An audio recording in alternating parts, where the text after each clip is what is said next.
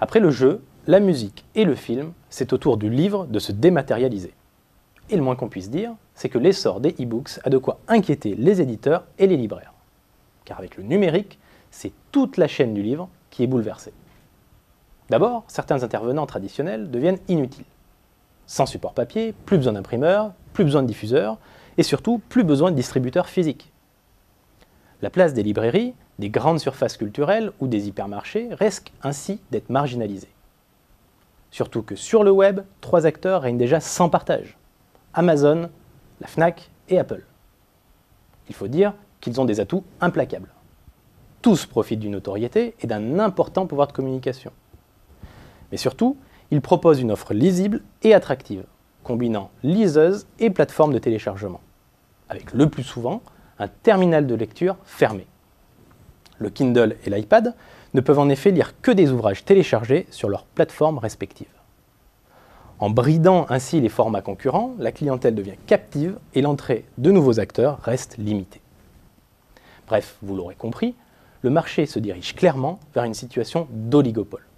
Un oligopole qui déstabilise les librairies, mais qui va également redéfinir les rapports de force entre éditeurs et distributeurs. Là où les librairies étaient atomisées, les éditeurs font aujourd'hui face au poids lourd de la distribution numérique. Conséquence, 2 menaces planent aujourd'hui sur les éditeurs. Premièrement, les distributeurs risquent de capter l'essentiel de la valeur du livre. C'est déjà ce qui se passe avec Amazon, qui édite désormais directement des auteurs et ne se contente plus de vendre des livres numériques. Et le succès est au rendez-vous. En septembre, aux États-Unis, 27 des 100 meilleures ventes d'e-books sur Amazon étaient des ouvrages auto-édités.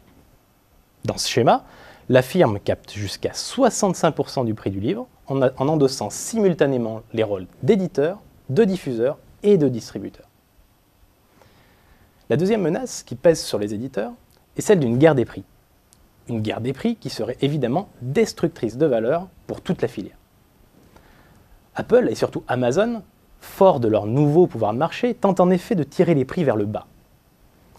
Amazon souhaite notamment fixer un tarif standard de 9,99 $ pour tous les livres numériques. Et pour cela, il vient d'être bien aidé par la Commission européenne.